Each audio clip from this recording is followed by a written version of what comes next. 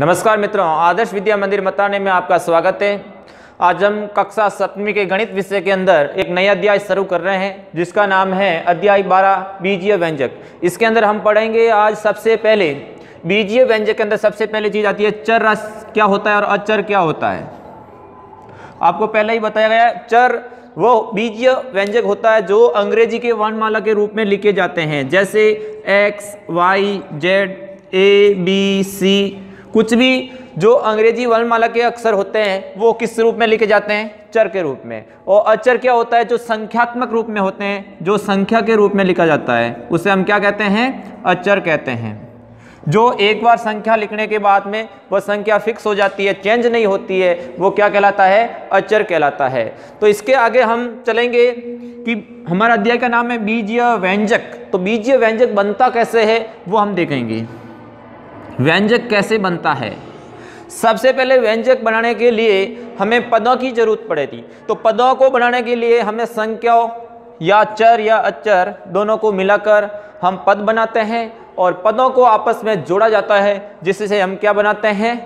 बीजीय व्यंजक बनाते हैं। जैसे हम कुछ भी उदाहरण ले लेते हैं, जैसे x व y, इस दोनों को, ये स्वतंत्र है अपने आप में, दो चर राशि है। इन दोनों को मैं यदि गुणा करूंगा x इंटू वाई, तो ये हमारा क्या बन जाएगा? पद बन जाएगा। और ये दोनों इसके क्या है? गुणनखंड है। ये दोनों इसके गुणनखंड है और दोनों को जैसे ही मैंने गुणा किया तो ये क्या बन गया? पद। और ऐसे बहुत सारे पद, जैसे एक और ले लिया 5 इंटू वाई, तो इसका भी अपन गुणा करेंगे तो 5y बन जाएगा। और ले लें x इंटू 7, तो 7x बन जाएगा। ये सब क्या कहलाते हैं? पद कहलाते हैं। और इन सब पदों को क्या कर लें? जोड़ दें। xy 5y 7x, जो ये बना है यही हमारा क्या है? व्यंजक है, बीजीय व्यंजक है। बीजीय व्यंजक के लिए अंग्रेजी वर्णमाला का अक्षर होना जरूरी है, और यदि अंग्रेजी वर्णमाला का अक्षर नहीं है तो वो बीजीय व्यंजक के रूप में नहीं माना जाएगा। अब देखते हैं हम बीजीय व्यंजक के गुणनखंड के रूप में कैसे लिखेंगे। कोई भी व्यंजक दिया हुआ है उसको अपन पदों के रूप में कैसे लिखेंगे और उसका अपन गुणनखंड कैसे करेंगे।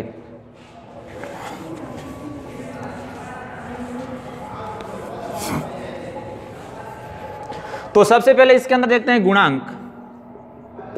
किसी भी बीजीय व्यंजक में गुणांक क्या होता है? जैसे कोई एक प्रश्न लिखना है 5x² प्लस 6x प्लस 7। इसके अंदर आपको बोल दिया x का गुणांक क्या होगा। तो x का गुणांक का मतलब है x के गुण में जो संख्या है, x के गुण में जो भी अंक है वो इसका क्या होगा? गुणांक होगा। तो इसका गुणांक क्या हो जाएगा? 6। अगला हो गया x² का गुणांक।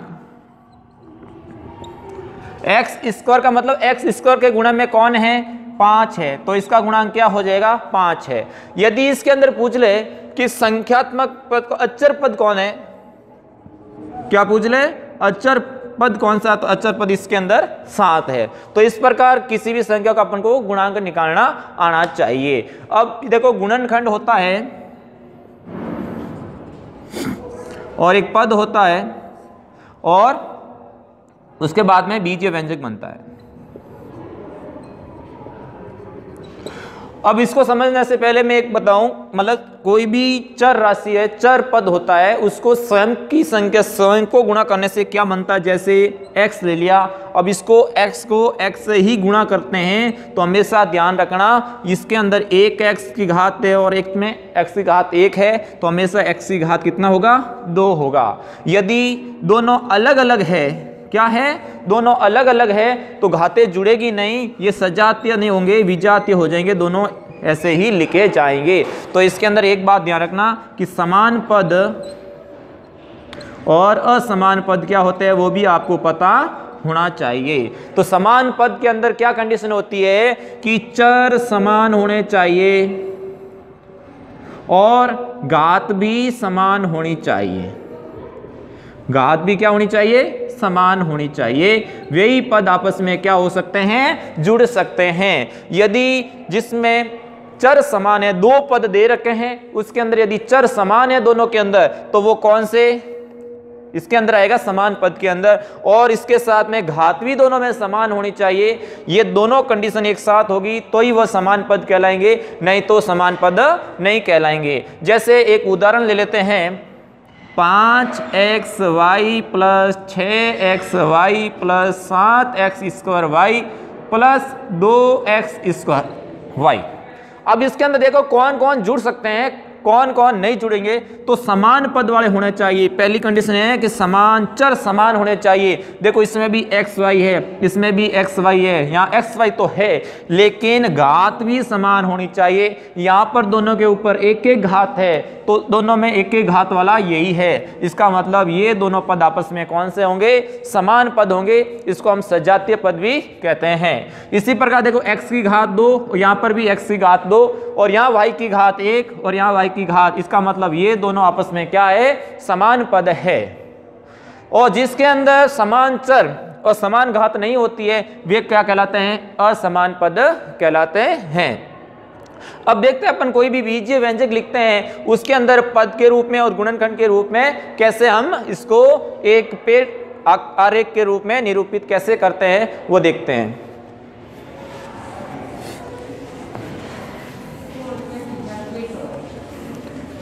तो एक प्रश्न है, हम लेते हैं जैसे 5x की घात 2 10x प्लस 4। इसको हम क्या करेंगे, ये हमारा बीजीय व्यंजक है। क्या है, बीजीय व्यंजक। क्यों बीजीय व्यंजक पदों को जोड़ते हैं तभी बनते हैं। तो इसके अंदर देखो अलग अलग पद जोड़े हैं तो ही हमारा ये बीजीय व्यंजक बना है। अब बीजीय व्यंजक को पदों के रूप में लिखेंगे तो इसको अपन ट्री बनाएंगे। एक कितने पद हैं इसके अंदर, 3 पद हैं। तो 3 पदों को अलग अलग लिखेंगे। 5x², यहाँ पर लिखेंगे 10x और यहाँ पर लिखेंगे 4। अब 5x² को हम, ये क्या हो गए, पद, क्या हो गए, पद हो गए। अब हम इसका गुणनखंड करेंगे, मतलब टुकड़े करेंगे। तो इसके गुणनखंड क्या हो जाएंगे, तो इसका गुणनखंड करेंगे तो 5 अलग हो गया, 1x अलग हो गया, इसमें भी 1x अलग हो गया। इसी प्रकार इसका देखें 10 का गुणनखंड करेंगे तो 2 × 5 × x। इसी प्रकार 4 का देखते हैं तो यहाँ हो जाएगा 2 और 2। इस प्रकार आपको बीजीय व्यंजक पदों से मिलकर बनता है। इनको अलग अलग पदों के रूप में लिखते हैं और उन पदों का जो गुणनखंड करते हैं, टुकड़े करते हैं, वो ये आपका क्या होता है, गुणनखंड होता है। एक एग्जाम्पल और लेते हैं, 7x² plus 20 2xyz plus 4x²y²z²। तो इसको अपन देखो ये हमारा बीजीय व्यंजक है। क्या है, बीजीय व्यंजक है। और हम इसको पदों के रूप में लिखेंगे सबसे पहले। तो इसको कितने पद के रूप में है, 3 पद के रूप में। कितने पद हैं, 3 पद हैं। तो पहला पद है 7x²yz 2xyz और 4x²y²z²। तो इसको हम टुकड़े करेंगे, ये हमारे हो गए पद। क्या हो गए, पद। अब इन्हीं पदों को अपन गुणनखंड के रूप में लिखेंगे। तो इनके गुणनखंड क्या हो जाएंगे,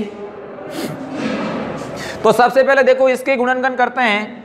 तो एक तो हो गया 7 अलग हो गया, x कितने हैं, 2 बार, कितने हैं। तो इस x को अपन ऐसे भी लिख सकते हैं, x × x। फिर लिखेंगे y और फिर लिखेंगे z। इसी प्रकार इसके देखो 2 अलग, x y और z। इसी प्रकार इसमें देखो ये हो गए 2 × 2, ये हो गए x × x, ये हो गए y × y और ये हो गए हमारा z × z। तो इस प्रकार आज हमने क्या सीखा है कि चर क्या होता है, अचर क्या होता है, गुणांक कैसे लिखते हैं, और बीजीय व्यंजक पदों का समूह होता है, पदों को जोड़ दिया जाता है तो हमारा बीजीय व्यंजक बनता है। बीजीय व्यंजक अलग अलग पदों से मिलकर बनता है और अलग अलग पद गुणनखंड के रूप में बनते हैं। इस प्रकार आज हमने इस प्रश्नावली का बेसिक किया। अगली क्लास में हम इसका प्रश्नावली 12.1 के प्रश्न करेंगे। आज के लिए धन्यवाद।